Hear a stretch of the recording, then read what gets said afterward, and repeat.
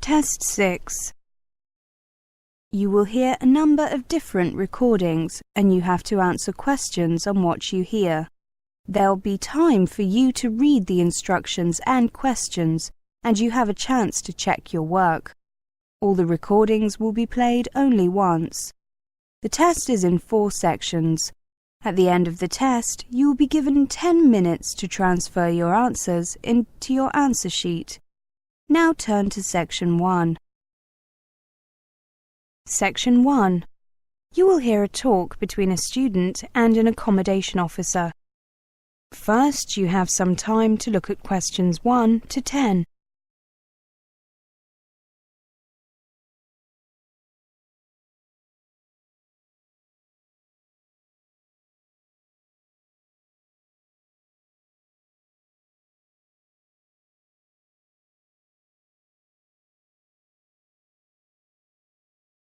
Now listen carefully and answer questions 1 to 10.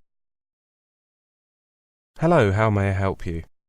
Hello, my name is Martina Bila. I made an appointment to see you at 10 o'clock. I'm a little early. Is that okay? No problem. We're not very busy at the moment. You said on the phone that you weren't happy with your accommodation and were thinking of changing. That's right. May I ask what the problem is exactly? To be honest, there's more than one problem. The main problem is that the accommodation is further than I imagined from the university. I see. And the other problem or problems? The other problem is that the landlady is quite a heavy smoker. I'm a non-smoker and I'm afraid that I find it quite unpleasant. I'm sorry about that.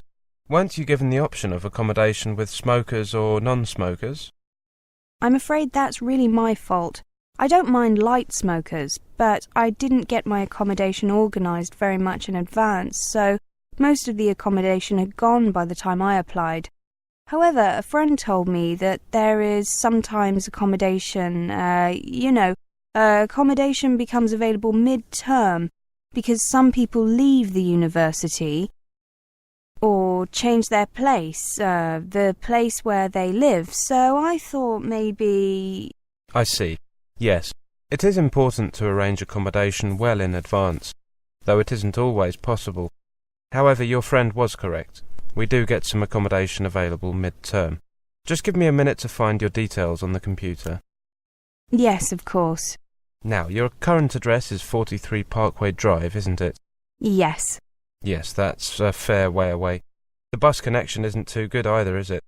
I think that it would be better to focus on that as the reason for moving, rather than the smoking issue.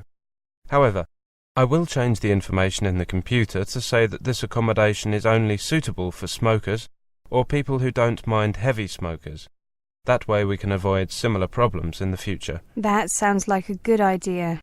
Now, the good news is that there is plenty of accommodation available nearer the university. The bad news is that it is more expensive. That's okay. I expected that. Is there any catered or self-catering university accommodation available? That would be ideal. I thought you might be interested in that. The day after you phoned, a place became available. It's catered, so it's the most expensive type of accommodation, but it's yours if you want it. There's no self-catering accommodation available? Not at the moment. Something could become available at any time, but then again, you might have to wait weeks. I understand. Can I just check the cost? It's £37.50 per week.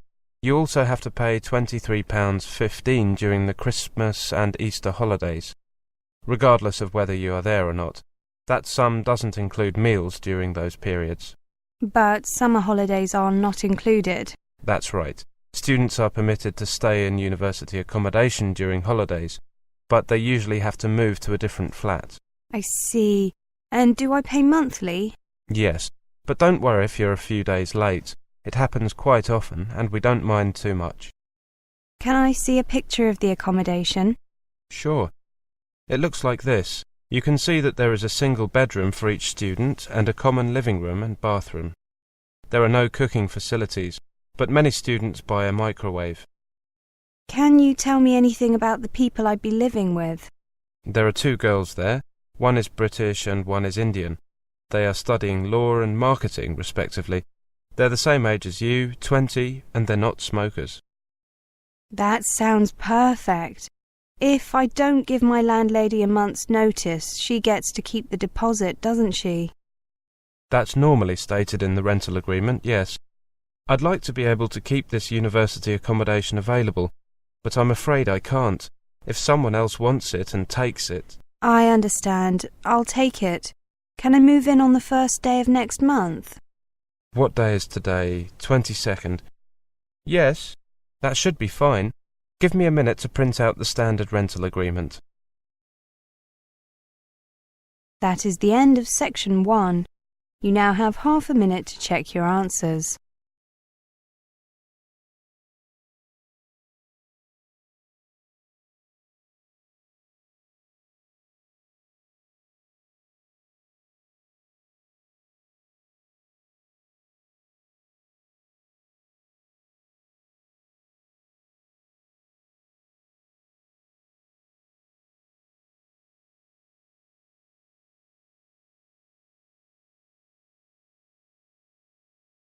Now turn to section 2.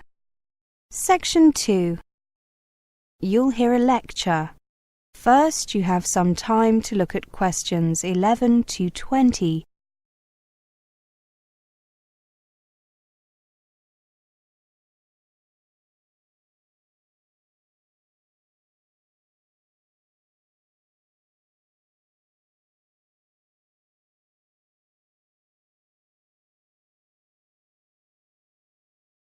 Now listen carefully and answer questions 11 to 20. Welcome, everybody. Are you all sitting comfortably? My name is David Price, and this is our first meeting in a series of presentations called Countdown to Departure. I know that you have just arrived here for your year-long course prior to going abroad, but it is certainly worth taking the time to consider, to think about events that will take place a year or almost a year from now. I have handed out this useful guide to planning your time abroad. Please follow the suggested timetable closely. It is vital that you get each thing done on time. If you can get things done earlier, then we suggest in the guide that's great, but certainly don't leave them later than we recommend. If you do not get these things done on time, it could jeopardize your study abroad, or at least delay it by a year. Now, we are currently 1 year from departure, so you should start applying for postgraduate programs and scholarships immediately, if you haven't already. Consult your tutors for further advice on these points. You should also calculate a rough estimate of your study and living expenses and consider how to pay for them. We'll be looking at that in more detail during the next meeting. You should start arranging accommodation abroad as soon as you have accepted a place on a course. Arranging accommodation can be a rather bureaucratic procedure and can take a while. At the same time, ask the university about your options for paying your fees. The next point on your timetable is 6 months before you leave. At that point, you need to check your passport, and if you are going to need a new one, deal with that immediately. Remember that your passport might need to be valid for the whole of the period you intend to be abroad, but that you can often renew your passport at your embassy in the country where you are studying. In any case, your passport needs to be valid for at least 6 months after you enter the country where you intend to study. It might seem unnecessary to get your passport in order so early before you go, but remember that you have to get your visa as well. You should do that around 6 months before leaving too. Bear in mind one final simple point. Make sure that your passport has a few empty pages left for visas and stamps. 2 or 3 months before departure, you should ask your bank about the options for transferring money to the country you'll be studying in and setting up a bank account there. You should also start looking at booking your flight to the country you'll be studying in order to get the best rates. The cost of flights varies considerably from carrier to carrier, and even between different travel agencies, and depend a lot upon the time of year you are flying. Booking in advance can save you a considerable sum of money. When you book your flight, you should check with the airline or travel agent to find out what your baggage allowance is. At the same time, look into booking your other travel within the country you're going to from the airport where you will arrive. Don't forget to buy travel insurance when you book any flights. Finally, still 2 or 3 months before departure, make sure that you have an unconditional letter of acceptance from the university you're going to attend. This is vital, as it facilitates entry clearance if into the country. Next, about 1 month before leaving, find out whether you will be entitled to receive free health treatment in the country you're going to, and find out how much you will have to pay if not. Look into arranging health insurance if necessary. Also, buy currency and traveller's checks to cover your first few weeks in the country. Watch the exchange rates and pick a good time, but do not leave it too late. If you are buying traveller's checks or a large amount of money of currency, your bank may need a while to arrange this. Another thing to do is find out what you can take into the country and what items are prohibited. Finally, find out whether your home insurance policy will cover your belongings while they are abroad. If not, arrange suitable insurance or look into the possibility of arranging a policy in the foreign country. The last point on this timetable is 2 weeks before you leave. At this time, you need to do 2 things. One is to ask your doctor to write a letter explaining any prescription medicines, what they are, and why you are taking them. The second is to request a reference letter from your bank in your own country, as this will help you to open a bank account abroad. Now, let's take a closer look at. That is the end of section 2. You now have half a minute to check your answers.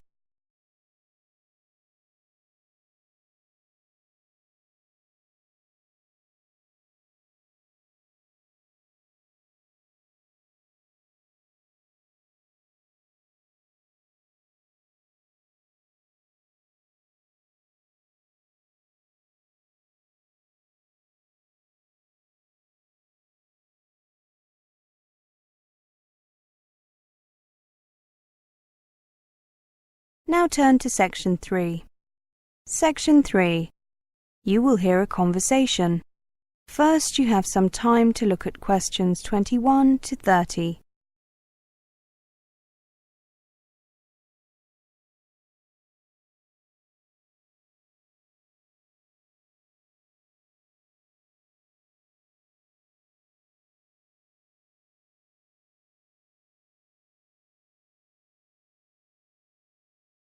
Now listen carefully and answer questions 21 to 30. Hello, Dinesh. Come in.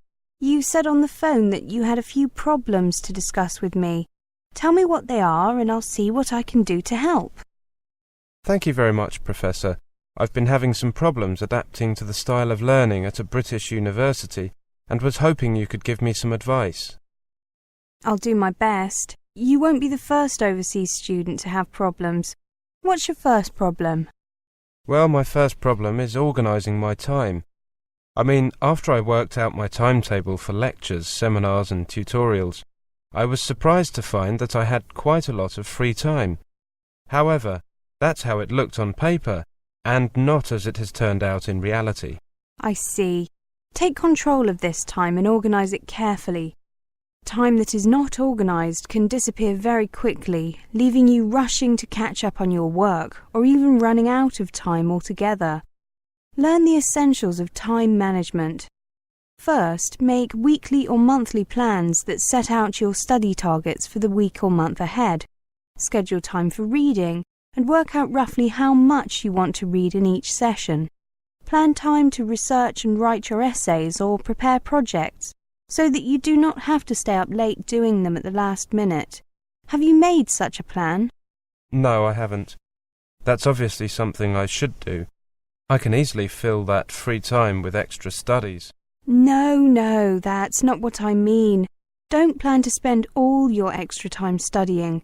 Remember to leave some time free for hobbies, sports, seeing friends, or simply relaxing. If you do not take time to enjoy yourself, Your work will suffer and you will miss out on many other worthwhile experiences. Make a timetable for your free time if you like. Plan when to see your friends. Play your favourite sport or just hang out. Don't forget to revise your plans if you need to. As you progress through your course, you will get a better idea of how much time you need for different activities. Adjust your schedules and keep them realistic. So you're saying that I need to keep a balance between work and play, and keep an eye on things to make sure that I'm not doing too much or too little. That's right. Feel free to show me your plan when you've made one. Thank you. My next problem is coping with my course. Living abroad in a new environment makes studying more challenging than usual. I'm worried about my progress and about how I will cope with examinations. These concerns are natural, but do not let them overwhelm you. Here are 2 simple ways you can stay in control of your studies. First, ask for regular meetings with your tutor. In your case, that's me, to review your progress and discuss any problems. You're doing that now, so you've taken the first step. Let me know if you are having any language difficulties, though in your case that seems doubtful. As you are probably aware, there is a language centre here where all students can use language learning materials, but it's probably not of much use to you. Second, why not try to form a mutual support group with other international students to discuss common challenges and to share useful ideas? This can be particularly helpful if you find the teaching methods very different from those you have experienced before. Another type of support group could be other students in your subject area. Get together with students on similar courses to discuss the issues, swap ideas, and give each other support. Yes, the second idea is particularly good. As you know, there are not so many overseas students on this course, but I know some other students from my country on other courses here.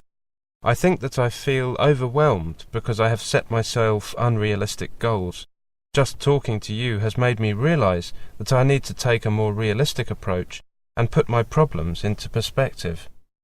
Just remember that whatever concerns you may have about new learning methods, managing your time or handling your workload, there is someone here who can help. I'm happy to be that person. All you have to do is ask. Hopefully I can offer you a practical solution. Thank you very much. There is one other thing. When we had the orientation, the International Student Advisor mentioned a book that's available from the campus bookshop. It's not specifically for overseas students, but she said it was useful. I didn't write it down. You wouldn't happen to know the book I mean, would you? I know it. I recommend it. It's called Learn How to Learn by David Warner. I'm popping over to the bookshop myself now. Perhaps we could go together. That is the end of section 3. You now have half a minute to check your answers.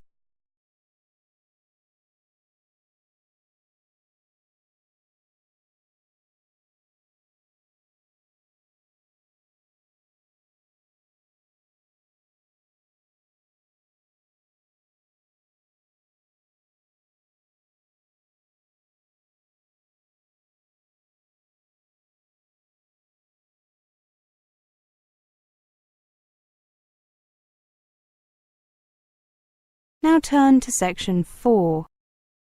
Section 4. You will hear a lecture. First, you have some time to look at questions 31 to 40.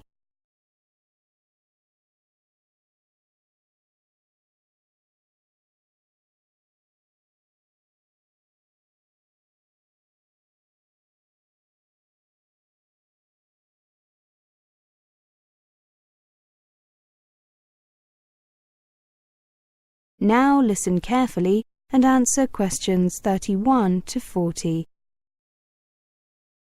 Part of the role of university education is to prepare students for their professional life and career. Part of this preparation is to introduce and train students in lifelong learning, preparing them to approach their career as a continuous learning experience. rather than assuming that the end of their university education represents an end goal beyond which there is no need for further learning. Therefore, students are encouraged to develop as independent learners. An independent learner is one who takes responsibility for his or her own learning and is not always dependent on teacher being available to guide and correct. Such a student sets their own learning goals, makes their own decisions as to when and how to study for these goals, and also evaluates their own progress and develops further goals. This is not always easy for students, particularly those whose secondary education has been very teacher-focused, with teaching conducted mainly in lecture format and with little opportunity for the students to take any control of the learning process.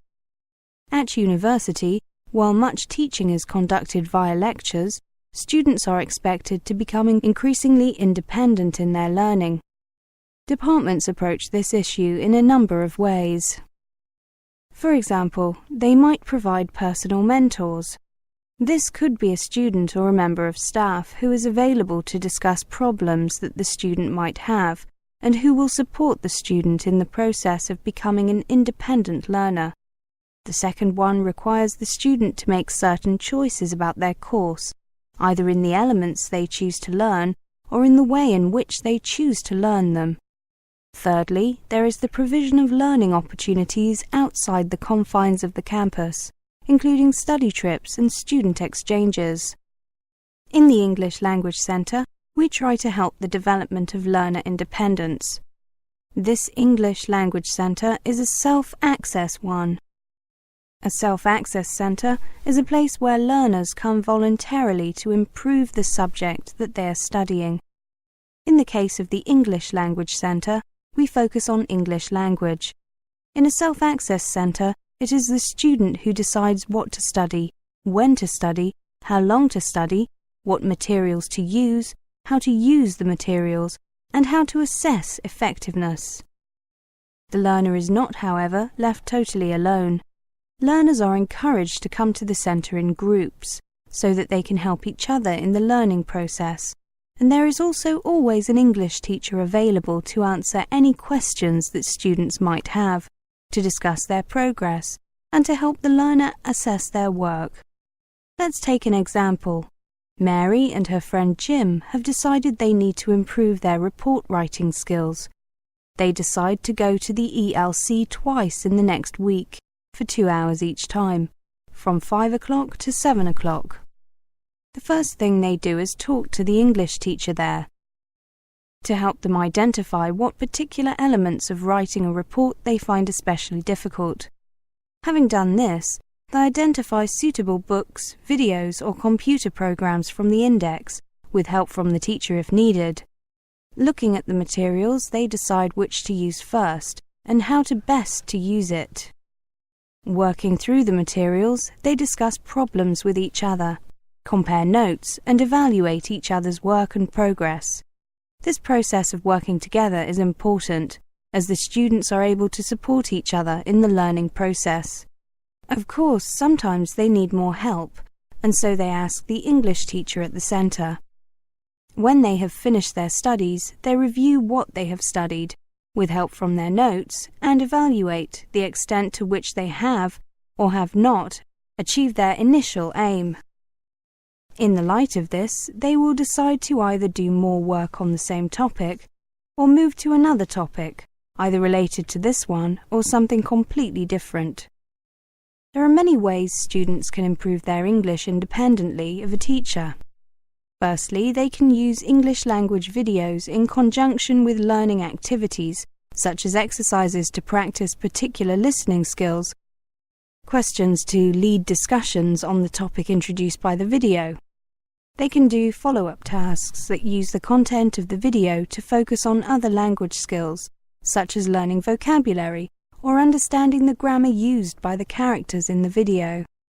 Secondly, they can use a computer program to improve their pronunciation by identifying and then practicing the individual sounds used in English. Thirdly, they can use a book to find a model business letter, for example, writing one of the same type but with different information, and then discussing it with the ELC teacher before finally rewriting it. Finally, they can use newspapers or magazines as stimuli for discussion activities, with a brief report written at the end, summarizing the discussion. However, the development of an independent learner is not dependent on a centre like the ELC. Within the university, as well as within individual departments, the library, the Student Affairs Office and the Student Union all provide a range of opportunities for the student to develop as an independent learner. Outside the campus, the opportunities are both physical and virtual. Physical ones include libraries, museums and other centres, as well as various special interest groups. In the virtual world of the Internet, the opportunities are both global and vast. To conclude, in a world in which change is central to our continued survival, the professional must have the adaptability and flexibility of a lifelong learner. A lifelong learner must be an independent learner, able to take responsibility for all stages of the learning process. It is the student's responsibility to take advantage of the various opportunities on offer. That is the end of section 4. You now have half a minute to check your answers.